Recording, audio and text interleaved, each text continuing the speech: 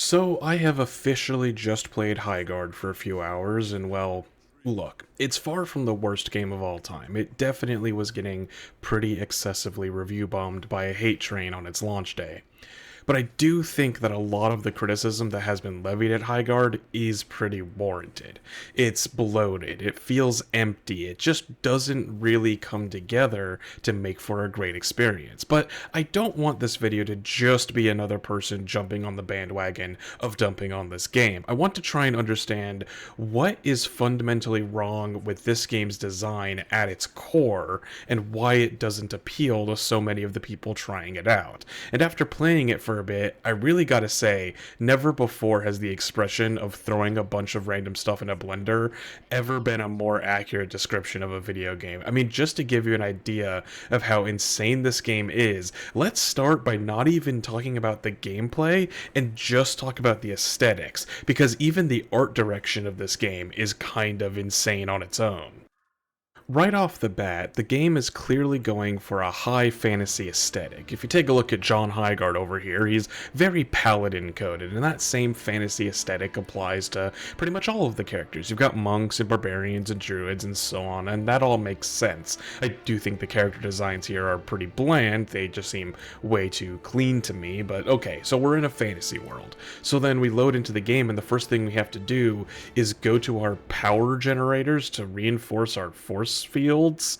Like, wait, what? I'm sorry, what? Yeah, so like, despite being a fantasy world, it also has like a bunch of random sci-fi technology, like these generators and force fields, and you can kind of even see it on some of the characters as well, with them having random glowing bits and metal implants embedded into their skin that definitely read a lot more sci-fi than fantasy, and just generally the styles of armor and gear, like, they're kind of mixed between these fantasy and sci-fi aesthetics.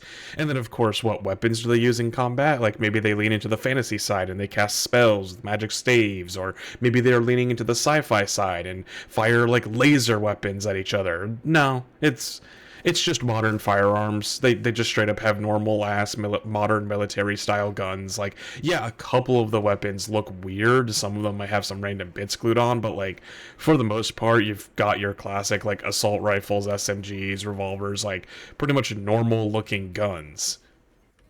And this is clearly a big part of the problem with Highguard. This game feels like 5 different games in a trench coat. It's doing way too many different things in too many directions at the same time, and none of it really feels like it's coming together. They have these gigantic sci-fi shields, but the solution to breaking them is to grab a sword that opens up a portal so that you can summon a giant medieval slash industrial siege engine that literally just rams the shield a couple of times, and then that holds it open for multiple minutes straight.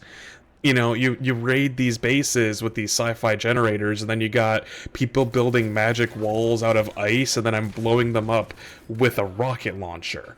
And here's the thing, I actually enjoy these kinds of schizotech settings, as they're usually called. Like, I love it when a setting mashes together science and magic and technology and whatnot. It could be a really fun idea for a world building experiment, but when you do stuff like that, you usually need to find a way to make it all synergize and, you know, make sense with each other. You know, for example, Fallout also has a very schizotech setting. There's a lot of crazy things going on in Fallout. You've got very primitive tribes of raiders with axes and swords. There's people with a variety of guns, with like rifles and pistols. Some of them might be more thrown together improvised pipe weapons, while others might be proper like modern firearms. But then you've also got certain factions that might have access to like plasma weapons and power armor. Like, some factions are literally trying to recreate ancient Rome, while others have mastered teleportation and recreating human-like androids.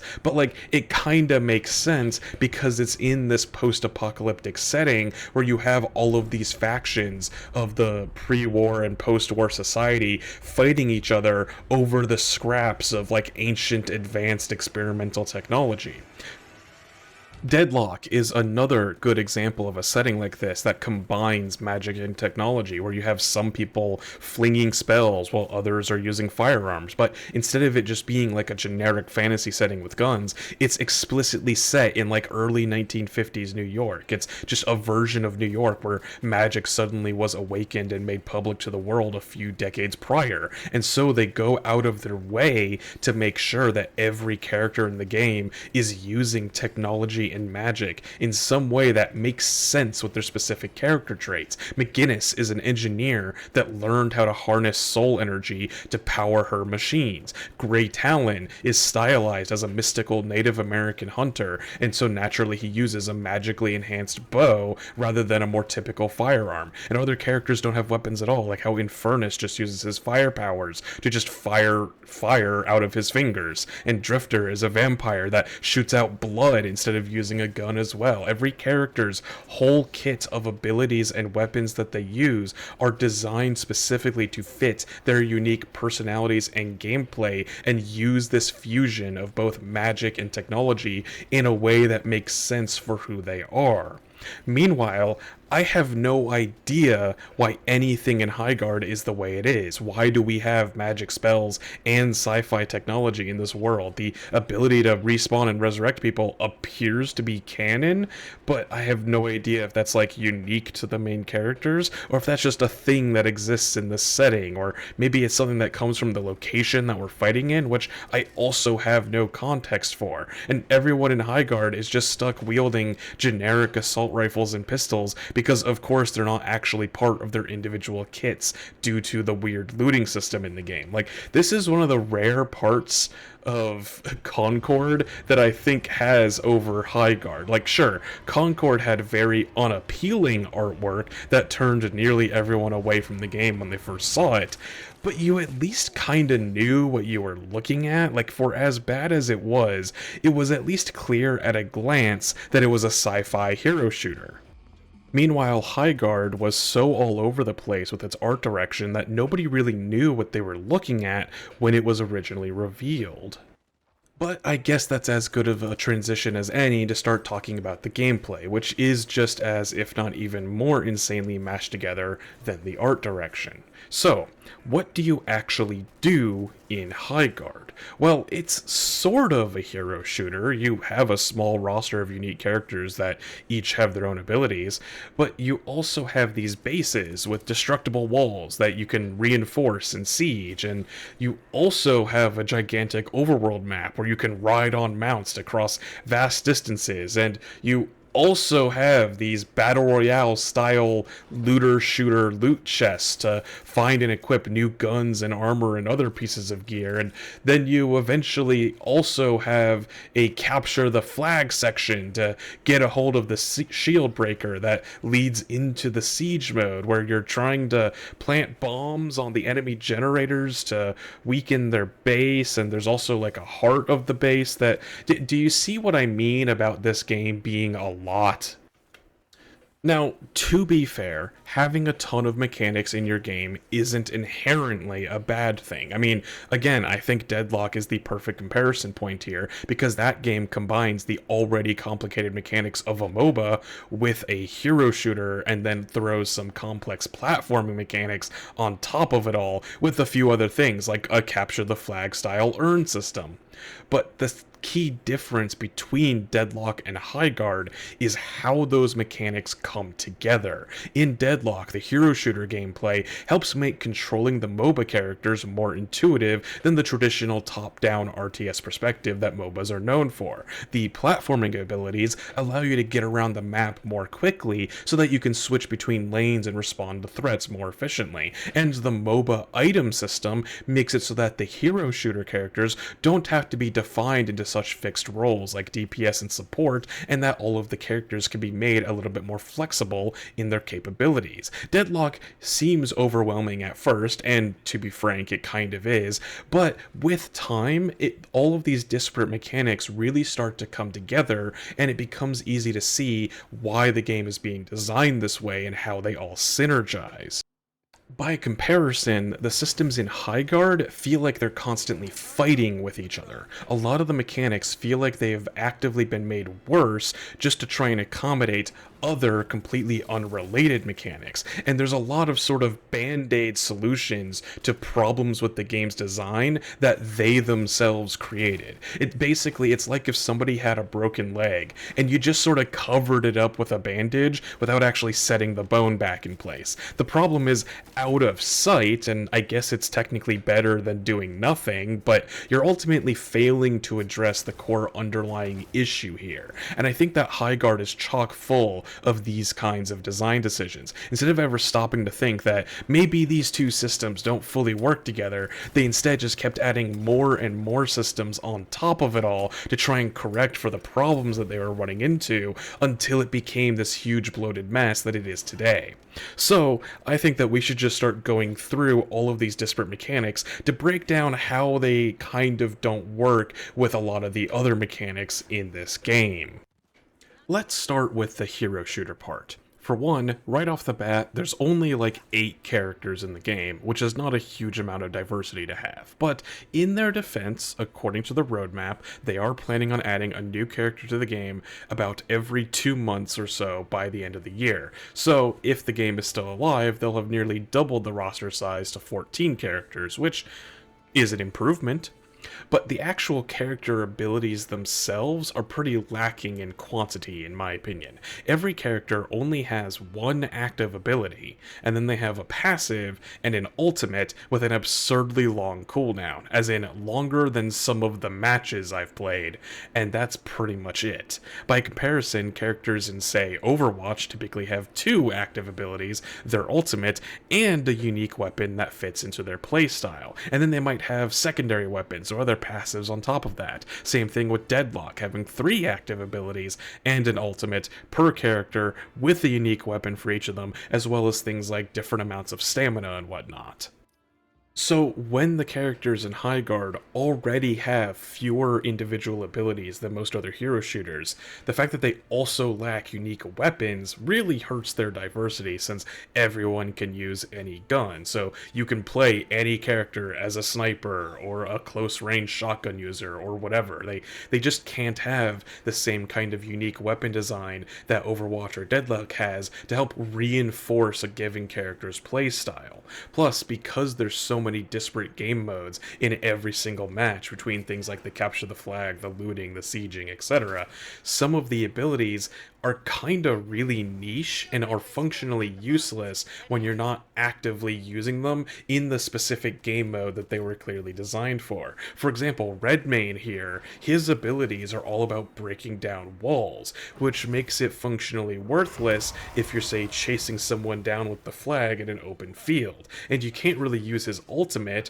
which breaks down all of the walls around him, when you're defending your own base, because all you're going to do is ruin your own defenses. Similarly, the Ice Guy can repair walls with ice as one of his abilities, but that means that you really only want to use him on defense, because using it on the enemy base just means you're reinforcing your enemy's defenses. And on top of that, because of the elements of this game that are more akin to arena shooters and stuff like Call of Duty or Apex Legends, the time to kill, or TTK, is really low. And in my opinion, hero shooters usually benefit greatly from a higher time to kill, because it gives you more time to use your abilities more tactically during a combat. When you can die in a split second from a stray headshot, you barely really have time to think about your abilities, so it kind of feels like you may as well just spam them out as quickly as possible, or else you might be dead before you get the chance. And of course, on top of all that, the team size is only 3v3, which means that there's barely even any room on your team to actually try and synergize your abilities with each other. On a larger team, you can more easily pair up with different people throughout a match and pull off different fun combos, while still having other members of your team provide support or tanking damage for everyone and whatnot. But with only 3 people on a team, there's barely any room to try and synergize with each other beyond the most basic strategies of like providing covering fire and whatnot while another goes in. So, overall, even though I enjoy a lot of hero shooters, I don't really like the hero shooter elements of Highguard because the heroes just have way too few abilities. They don't have built-in guns that synergize with their playstyles. The TTK is too fast, in my opinion, to use your abilities more tactically mid-combat. The ultimates are way too long with their cooldowns, and the team sizes are too small to be able to really synergize with each other as easily as you can in other games. But the hero shooter elements are just one part of this game. Once you actually load into a match, you're put into a reinforcement phase, where you're meant to set up defenses for your base in case the enemies manage to start raiding you at some point. Well, these sections of the game also feel underbaked to me, just like the hero shooter parts, and they're definitely being hampered by the other mechanics in this game. At the start of every match, you have to spend the first minute reinforcing your base in case the enemies end up attacking you. And right off the bat, I have a problem with this. For one, it means that literally every single match starts with a minute of downtime. Even if you reinforce everything in just a couple of seconds, you're forced to wait out the full minute, in case the enemy or one of your allies are still reinforcing their parts of the base. But also, there's just not really much strategic depth to the choices that you can make when reinforcing your base. Literally, the only option you're given is a handful of wall reinforcements because the game has destructible terrain. So you can use these to make it harder to burst through the walls of your base. And again, there are multiple issues with this. For one, there really should be more things that you can do during this phase. Having the wall reinforcements as your only action means that there's just not enough to do. It's immediately obvious that the only things you should be reinforcing are the sections around the key objectives, the generators that power the force field, and the heart of the base that gives the enemies an instant win if they destroy it.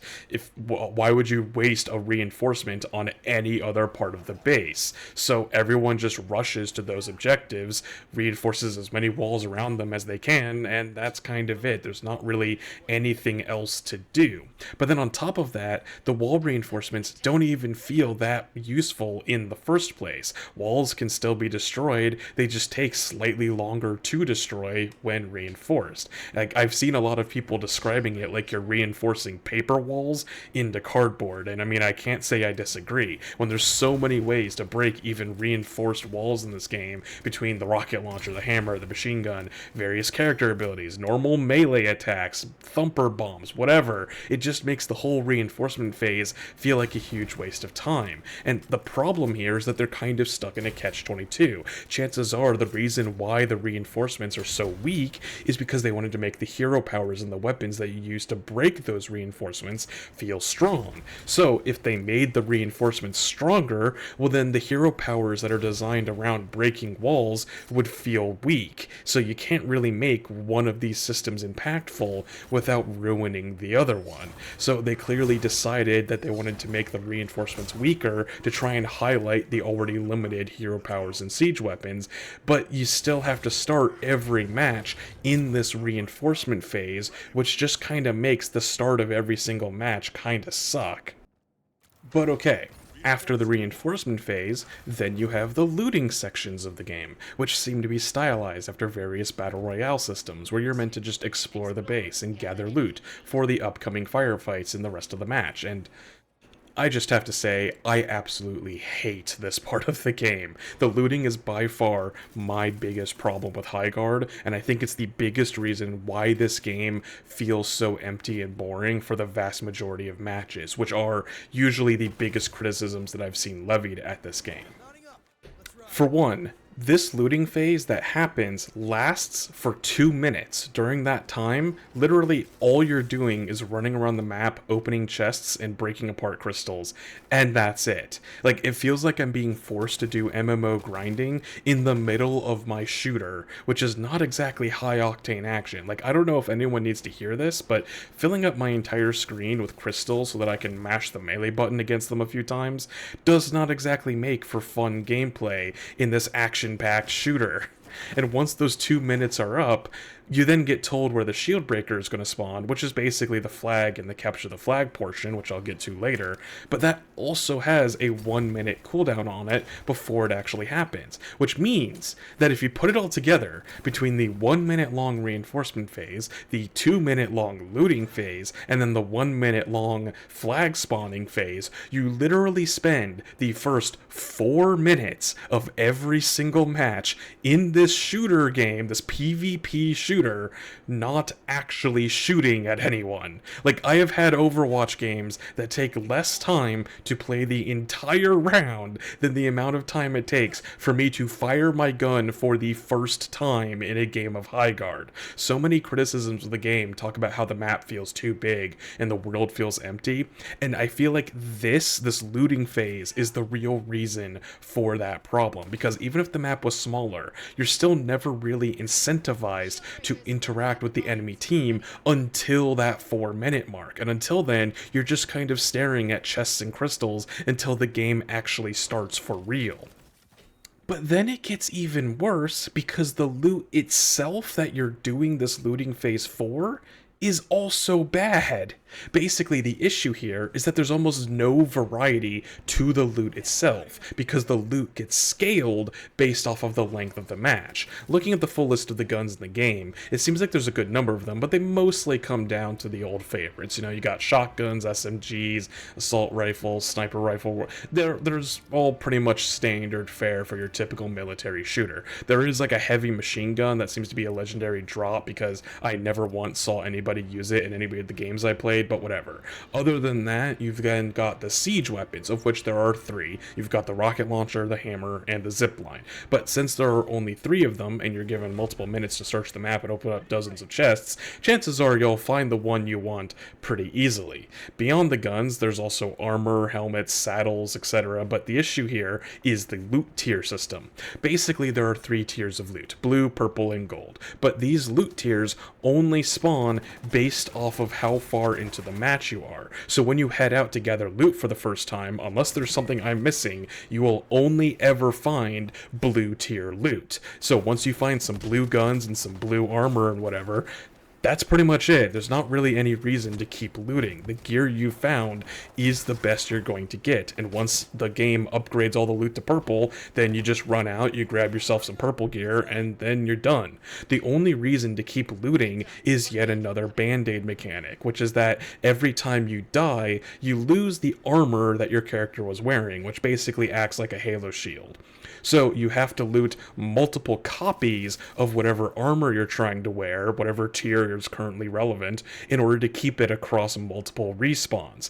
But for the most part, it feels like you can loot way more armor than the amount of times that you'll be dying in a match. So it barely even felt like this mechanic came up. It really feels to me like the only reason why your armor breaks on death is so that you have some reason to keep opening up chests beyond the first 30 seconds of the looting phase. Now you might be thinking, but what about different variations on the different loot that you can try to get? You know, maybe you could keep looting to try and get like a different blue gun with a different effect. But no, the guns don't really have any variations. In fact, most of the rarities work the exact same for every weapon. Every blue weapon, for example, gets increased magazine size and stability. And then every purple weapon gets faster reloads and weapon swaps on top of more magazine size and stability. Which, by the way, results in this very funny circumstance where the revolver, which clearly is animated to have 6 chambers, will start with 5 shots and then upgrades to having 10 shots or 15 shots depending on the loot tier, which is that's just really funny to me.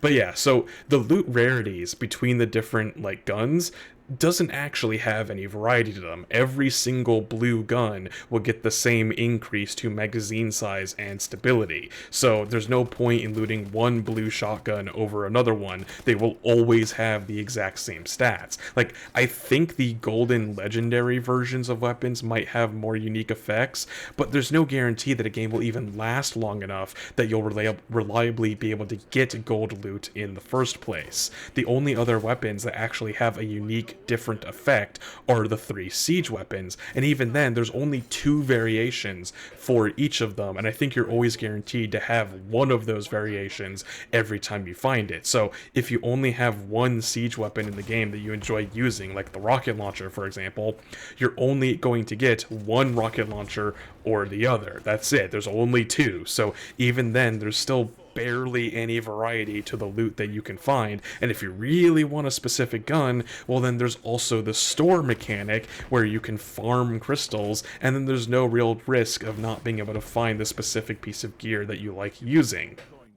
There's only one other piece of loot worth talking about, which is the fact that you can get special random medallions that essentially give you additional passives. This is the only part of the looting portion that actually feels like you're looting like some kind of special piece of gear, but even then, most of the medallions I found are pretty minor in their effects. Like, one of them makes it so that you can revive people faster, but it's not really so fast to really make that much of a difference, since either way, you're going to want to clear the area first, since you can easily get shot and killed during the revive animation. There's another one that reduces the cooldown of your ultimate, but as I mentioned earlier, ultimates have such absurdly long cooldowns that it doesn't really feel like it's making as much of a difference as I would like it to. Like, every single medallion I've come across just feels incredibly minor in their effects, so I never really feel like I'm missing out by not really caring about the medallion system. And unfortunately, it kinda makes sense why they would design the looting phase this way, because again, this game is constantly fighting itself with its own mechanics. If they made it possible to find loot of better rarities, well then it would cause huge imbalances in the firefights, because whoever just got lucky and found the better loot chests would win. If they added more varieties to the kinds of loots you could find, well then you might not be able to actually get the guns and abilities that you like playing with, and that might ruin the feel of the game. And to further reinforce that, even with the limited loot pool, if you can't find the guns you like, well then you can farm crystals and use the store to just buy them instead, even though that kind of makes looting the guns from chests kind of pointless. And it's also almost certainly one of the biggest reasons why the map is so big, because they need to have enough places to waste time looting all of these different chests and everything. And in turn, that's probably why the game has mounts, because they needed to give the players some way to traverse this giant map more quickly, while not necessarily making their default running speed absurdly fast in order to get to all of these different loot containers. It's just band-aid after band-aid after band-aid, all to try and solve problems that are seemingly created by just having this looting system in the first place. Like, it makes me wonder if this entire looting phase itself was some kind of holdover from an earlier stage of development. Like, I would not be shocked if this game's original pitch when they started development on it was for it to be some kind of fantasy Apex Legends, or at least something more akin to a battle royale, because that would explain why there are such small team sizes. Like, you normally have the small squads in a battle royale. Hell, Apex Legends has 3-man teams, and then the looting and the map size and all of these mechanics that are causing issues with the rest of the game's design all make sense if they were coming from a battle royale instead of from a PvP shooter. But over time, I'm guessing they ended up shifting focus, maybe not wanting to try and pierce into the already bloated battle royale genre, and ended up focusing more on this capture the flag siege hybrid, but the vestigial battle royale mechanics ended up sticking around, and I really do feel like it's acting like a giant tumor on this game's design. I know that we're not done analyzing all of the different mechanics just yet, and I was going to save most of my suggestions until the end, but I really do feel like we have found the source of the game's biggest problems. The looting phase just adds so little to Highguard's overall gameplay loop, and it takes away far more than it gives in my opinion. I mean, just think about how much downtime there is in every match because of this. Based on my experience so far, usually you spend a minute or two fighting over the flag, and then you might spend upwards of 4 to 5 minutes on each siege phase, sometimes less if you can snowball, but overall that's about 6 minutes of gunplay per siege cycle. But now consider that every match starts out with that 4 minutes of downtime spent reinforcing and looting that I mentioned earlier, and that after every siege, there's another 2 minute long looting phase, followed by another 1 minute long countdown until the flag actually spawns. So for every 6 minutes of gunplay that we're getting, there's 3 to 4 minutes of just downtime where you're not really engaging with the enemy team at all. So literally, about 40% of any given match is actually just spent on downtime activities between the real core firefights. It's no wonder that people are complaining that this game feels so big and empty, because you're literally spending nearly half of every match not really doing anything of consequence. If they cut out all of that busy work and actually focused on the phases where you get to, shoot your weapons, maybe the game would be received a hell of a lot better than it currently is. Speaking of, let's finally get to analyzing those parts of the game where you're actually playing a real shooter instead of a glorified grinding minigame. So, you finally finish all of the boring reinforcing and looting phases, and the Shieldbreaker flag has finally spawned on the map. So, how is the capture the flag gameplay itself? Honestly, it's fine. I know I just went on a huge rant about the last part of the game, so I may have come off as a bit heated just then, but after the looting phase of the game, it really does finally start to actually pick up in quality. Though, to be fair, I do think it is absolutely still being held back by a lot of the other problems in the game. The small team sizes means that just getting a single kill can easily snowball into a practically guaranteed flag capture as the losers start to trickle in and fight at a huge disadvantage. The limited hero shooter powers don't really add as much of the gunplay as I hoped they would, and they don't really interact with the flag mechanics in any fun or interesting ways from what I found. The huge size of the map makes getting back into the action take way too long after you respawn, and the downsides of fighting while on a mount means that it's almost never a good idea to actually play out that fantasy of firing your gun on the back of a tiger or whatever, so everybody usually just ends up jumping off their mounts and doing a more normal firefight. Plus, there is yet another bit of Band-Aid design where they had to give you the ability to teleport back to your home base at any time, because obviously everybody on their mounts is going to end up moving at the same speed, because that's just how game balance works. But that also means you can't really catch up to someone if they get out ahead of you, so they had to tack on yet another mechanic so that you could teleport back to your base, because otherwise there would literally just be no way to intercept the flag at all if someone got ahead of you. But, to be fair, those are mostly all problems from the other systems in the game interacting with the capture the flag mechanics poorly. On its own, I think the flag mechanics are pretty much fine as is, with maybe only some minor adjustments being needed. In fact, a design element that I really like is the fact that it's actually kind of a reverse capture the flag compared to what most other games do, because the goal is to take the flag to the enemy base instead of your own, which makes sense because you're using it to summon this massive siege engine, but it also means that there's this sort of natural catch-up mechanic, at least in theory, because you're actively bringing the flag closer to your enemy's spawn point and further away from your own. So even if you kill the enemy team, they're the ones that'll be spawning closer to where you're bringing the flag, making it more likely that they'll intercept you when they respawn, and your own teammates will take longer to get back to you for reinforcements. So it's actually kind of a good bit of design in my opinion. It'd be nice if I didn't have to wait 4 minutes to actually get to the capture the flag parts, but at least once you finally start fighting over the flag, the game does start to feel a lot more fun to play. The one big critique I have with the capture the flag phase is that it can feel very swingy, where either the flag sections end up ending in 30 seconds because one team wiped out the other and just captures it right away, or it ends up getting dragged out so long that the game enters overtime, which again is yet another Band-Aid mechanic that I feel encourages some pretty degenerate strategies that just aren't very fun to fight against. Basically, if one team holds onto the flag for too long, then the game will eventually just turn off respawns entirely until someone finally brings the flag to a base or just everyone dies. And this means that I've had a few games where players clearly are exploiting this fact, basically just grabbing a bunch of sniper rifles and camping out somewhere on this gigantic map until the respawns are eventually turned off so that they can just land a couple snipes and then bring it home uncontested. And this is a problem that I feel is created by the fact that, again, we already wasted so much time just getting to the capture the flag phase, and then we have the siege phase after this, and then we might have to repeat everything again one or two more times depending on who gets the flag next time. So like, the game has to keep rushing you through all of these different phases, or else the match might end up taking over an hour to complete. So if Highguard wasn't so bloated with all of these different phases and mechanics being forced on you back to back,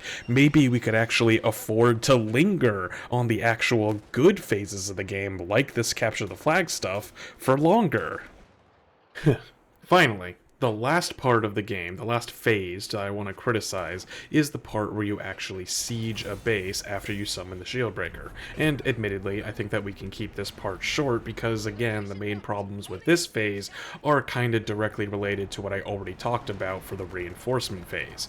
As I already stated, there's just too few options for ways to defend your base. So, as a result, raiding a base often ends up just feeling extremely samey every time. You pretty much can just always bum rush towards one of the objectives, bursting through as many walls as possible regardless of how reinforced they are, and then you fight over the bomb for a bit until one side wins. Like, I guess it works fine enough, but again, it runs into issues created by other elements of the game clashing with it. Like I said before, a lot of the hero abilities feel overly specialized so as to either not be useful during either a defense raid or an offense raid, or they're only really useful during the sieges and not during the other phases of the game. So there's always downtime where it feels like you might as well not be using your powers for at least some of the characters. And because of the map size, naturally they had to move the attacker's respawn point to be within the siege tower in order for the sieges to even work at all and last longer than a single life. And then you have the mounts, which were an iconic part of the overworld map parts, but are now completely irrelevant since you can't really use them in the much more reasonably sized and denser base maps. There's also like this weird mechanic where failing a siege causes your own base to take damage, and like, this is one of those things where it makes sense mechanically speaking, because otherwise games could last way too long and be way too hard to come back from after losing the first Shieldbreaker. But it also kind of feels like a huge flavor fail, because you had to go through this whole rigmarole just to be able to attack the enemy base, and then failing to plant a bomb on their generator causes my own fully shielded base to take damage. Like, I'm not entirely sure what the in-universe logic is for that. But regardless, just like the capture the flag sections, this feels like it could be a perfectly fine game mode if it was a standalone part of the game, but as part of this bloated conglomeration of game modes, I think it's kind of being held back by everything else.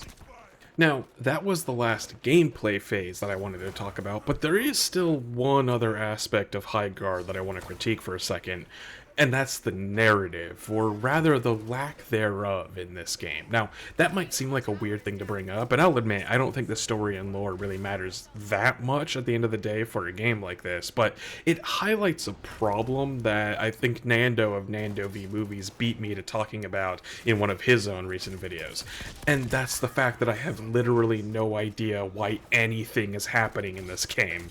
Like, I touched on this a little bit earlier, but like, it's really unclear why anything is happening from a story perspective. Like, the design of the maps and the character designs of the heroes and whatnot just don't do a good job of conveying any of the game's lore in its gameplay. Like, there are barely any ads for Highguard either, and from what little there were, they focused a lot more on showing off gameplay over any kind of narrative context. And by all means, showing off gameplay is good, but having some narrative would be nice too. And in game, there doesn't appear to be any kind of way to look up lore. Like, the characters only have like one sentence descriptors that barely even hint at a backstory, and I have no idea where to look up any kind of lore about the maps or the world or anything. And as a result, there's just no way to really understand what's happening in a game's match. Like, why does this game's setting have such a weird mix of fantasy magic and sci-fi technology and modern firearms? Like,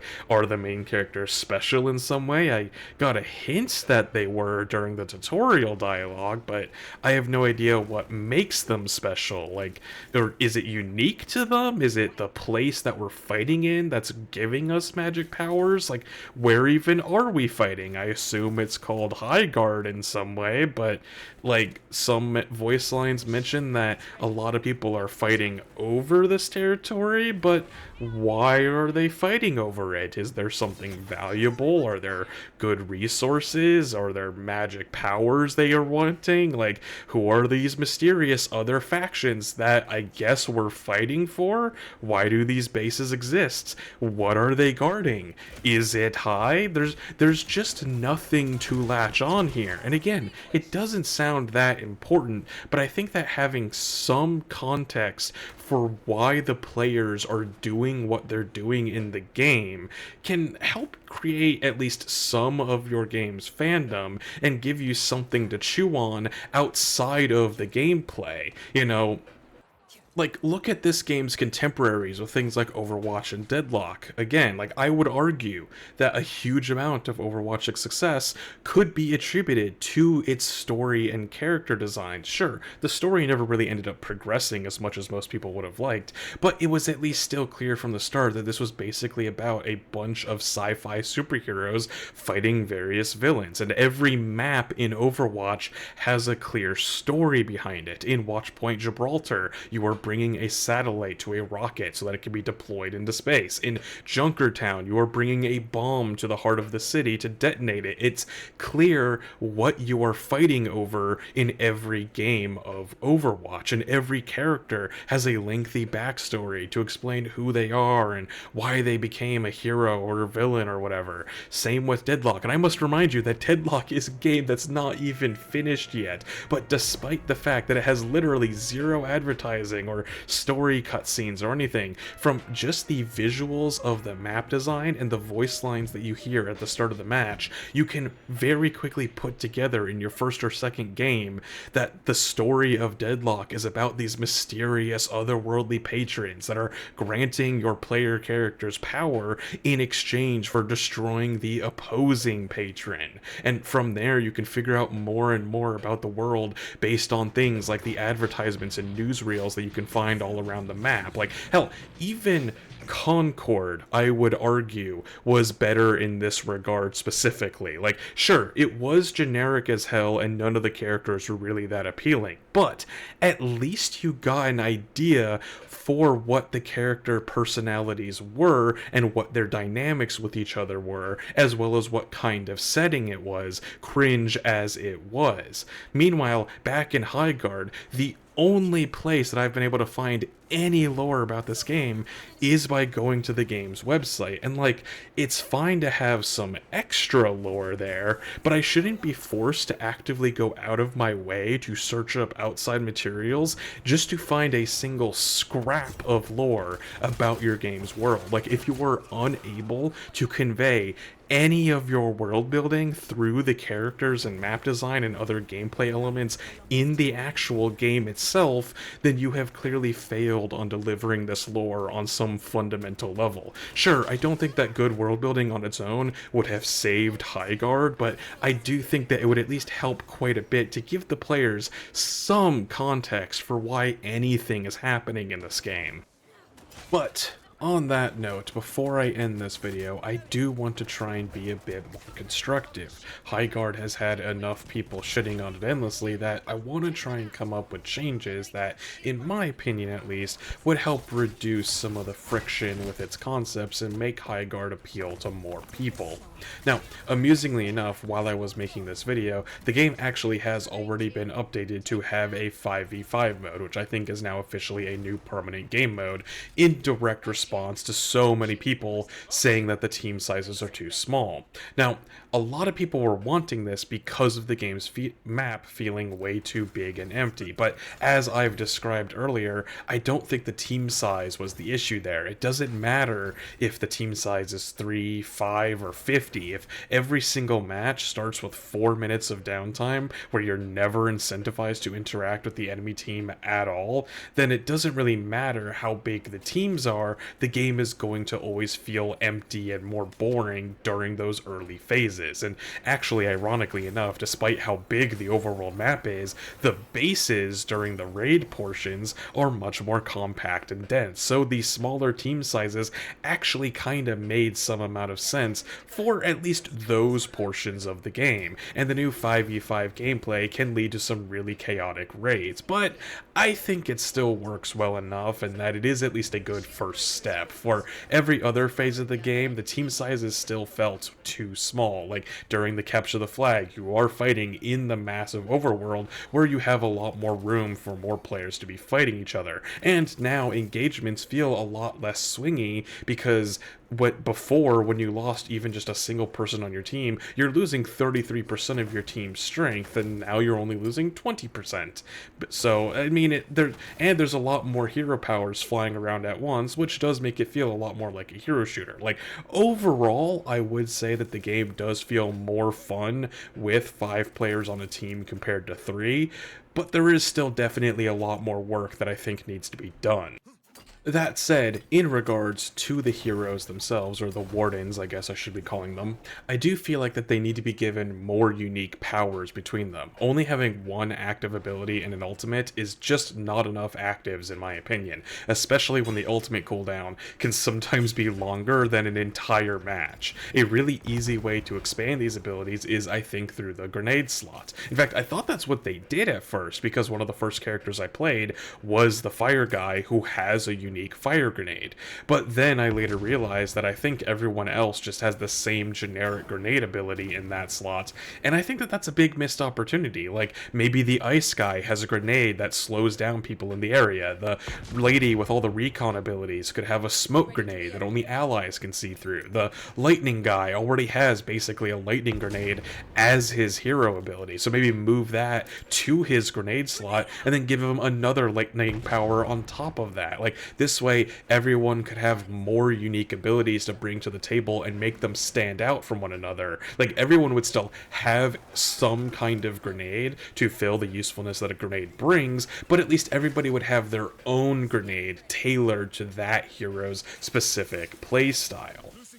And another idea that I had along these lines is that we could give each hero a unique power that they can only use during the reinforcement phase at the beginning of the match, where we could kind of kill 2 birds with 1 stone. As I said, the reinforcement I think is kind of underbaked, because all you can do is make a handful of walls slightly stronger, and that's it, and there's just not that much strategic depth to that part of the game. But what if every character had their own unique reinforcement ability that they could use only during this phase of the game? So again, for example, maybe the fire and the ice guys could lay down some mines, behind doors or walls or whatever, so that they could have traps that deal damage respective to their relative elements that stick around in your base until they're activated. The summoner could put down a couple summons that basically act as stationary turrets in key locations animations to try and catch some people off guard and distract them. Stuff like this would both serve to make the heroes feel more unique by giving them more abilities to, again, stand out from each other, but it would also make the reinforcement phase have a lot more variety and tactical depth to it, because you would have all of these different abilities giving you more ways to defend your base in interesting ways. And in turn, the sieging phase would also be more dynamic with additional twists that you have to deal with because of all of these new creative defenses that you have to contend with. I mean, hell, you wouldn't even have to come up with a new keybind for these abilities, because, like, if they can only be used during the reinforcement phase, well, then you don't really need your normal hero ability, so you could just use that keybind to do your reinforcement ability during the first minute of the match, and then after that phase, when that ability turns off, it just goes back to your normal hero ability.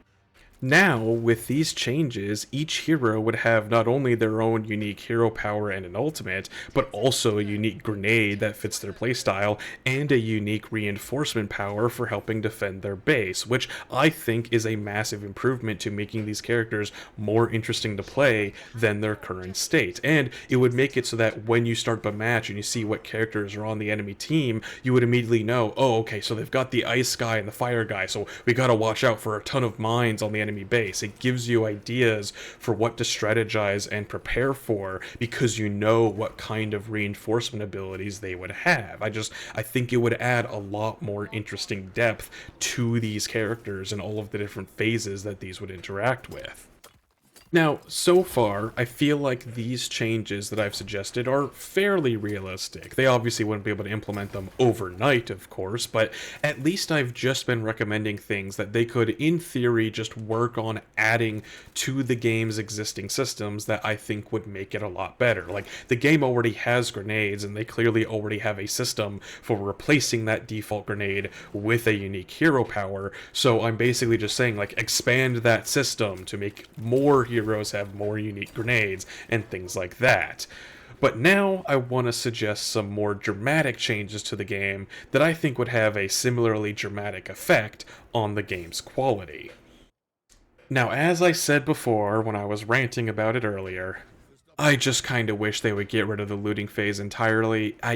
It really just takes more away from the game than it adds. It makes the games a lot longer than they need to be. It creates an absurd amount of downtime where you're not actually playing a shooter, and there's barely even any good loot to find in the first place. I don't see what value it brings to the game as a whole to have to dedicate so much of every single match to this phase of the game. Like, the only real impact it has on the rest of the game's phases is that, in theory, if you die enough times, you'll run out of spare armor packs, and thus you'll be made weaker on your future lives, which is presumably a mechanics that's designed to help prevent the games from going on for too long. But, like, if you want to cut down on the match times, you know what you could do? You could get rid of the 2-minute long looting phases that happen before and after every single raid.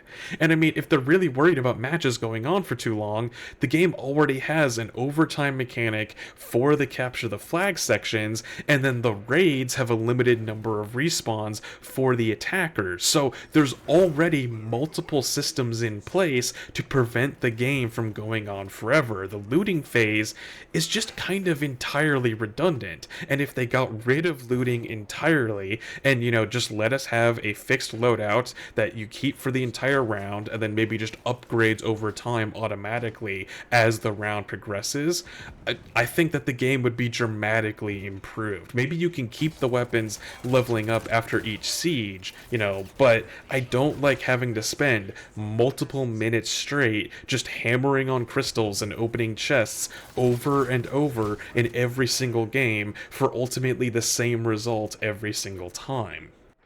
Now, failing that, let's say that we have to keep the looting phase in the game for one reason or another, and we can't simply get rid of it. In that case, I think that the best way to rework it would be to kind of take some cues from the MOBA genre and add NPC-controlled enemies in place of the normal loot chests and crystal systems. Like, just opening chests and mining crystals is not engaging gameplay on its own. If the game is going to be a shooter, then we should tie the shooting game gameplay into the looting phase somehow, you know, looter shooter kind of stuff. Basically what I'm saying is that we replace the loot chests and the crystals with things like the camps that you would find in the jungles of MOBAs like Deadlock in League of Legends. Make it so that if you want to get an upgrade for your gun or some fancier armor, that you have to fight a bunch of enemies to do so and get those buffs. At least this way, I'm using my actual guns and abilities in the first few minutes of the match during these looting sections. And this would also make it easier to make the loot more dynamic. Right now, I imagine one reason for why the loot is so standardized is because there's no challenge in getting the loot. The only time that you can get higher loot than the current round's rarity is if you join the fight over the airdrop that can happen after the first siege, which is arguably the only good part of the looting phase in my opinion. Well, if we made it so that you can only get loot from fighting monsters, well then we can bring back more variety to the loot system, since obviously we can hide better loot behind tougher monsters. And we could even make it so that certain like boss monsters might be designed to require teamwork to defeat, so that you can get normal loot for your round from normal enemies, but if your team works together and coordinates against one of these high risk, high reward bosses, then they could try to take them out and end up getting better loot to be better prepared for future rounds. You could even tie certain kinds of loot to different enemy types. So maybe one group of enemies gives you weapon upgrades, another group always upgrades your armor, another still might give you specific buffs like reduced cooldowns on your abilities or other unique upgrades like that. It could add some strategy to the looting phase as your team decides what kinds of upgrades they want to fight over for that round, rather than just opening up chests randomly, which has zero depth or strategy to it. So like if you want the thermite rocket launcher specifically, well then it might always be dropped by the same enemy type every time, so you know what to look out for. But maybe where that enemy spawns on the map might be randomized, so it's one of those things where players might scout out for each other and then call out like, oh hey, the thermite enemy is over here if you want to try and grab that, but you gotta fight it in this weird location, or something like that, so it's not always the same experience every round. Obviously, this is a pretty big rework of the looting phase, so I don't expect them to be able to implement anything like this anytime soon, but I'm just saying, if I was given this game concept and I couldn't just cut the looting portion, this is how I would have designed it to try and make it more engaging. With this rework, now the looting phases are more of a player versus enemy phase, so that you still get to have fun shooting things and using your abilities like you should be doing in a hero shooter, and there's some strategy in what monsters you want to go after, and it even encourages some teamwork in the early phases, and you could even have the most powerful monsters be located in the middle of the map, equidistant from both bases, so that you could even encourage some early game PvP action, as well as, you know, having teams fighting over the best loot like that. Hell, we can probably even keep the airdrop system, since that also encourages good PvP content during the looting phase. That is, like I said, the one thing I like about the existing loot system. There are probably some more suggestions that I could offer to try and improve the game, but I feel like I've gone on for more than long enough at this point, highlighting what I feel are the biggest problems with Highguard. At the end of the day, the game's core issue is that they need to find ways to synergize these disparate mechanics with each other more smoothly, and until they do that, the game is always going to keep feeling like it's fighting with itself rather than adding up to more than the sum of its parts. But as always, I'm happy to continue the conversation in the comments down below. Let me know if you've given Highguard an honest shake. I mean, the game is free, so at least it's easy to give it a shot. You know, they were at least smarter than Concord in that regard. And I do feel like there are at least some good elements to be enjoyed in this game. Like, I can see why somebody might love the capture the flag and the siege parts especially. I just think it's buried under the weight of its own systems, conflicting with each other from them trying to do too many things at once, which to me is a huge sign of a troubled and potentially rushed development. But for now, if you like this video, make sure to leave me a like and hit that subscribe button if you want to see more content like this in the future. And there's a link to my Ko-Fi down in the description if you want to help support the channel more directly. Thank you all for watching, and I hope to see you all in the next one.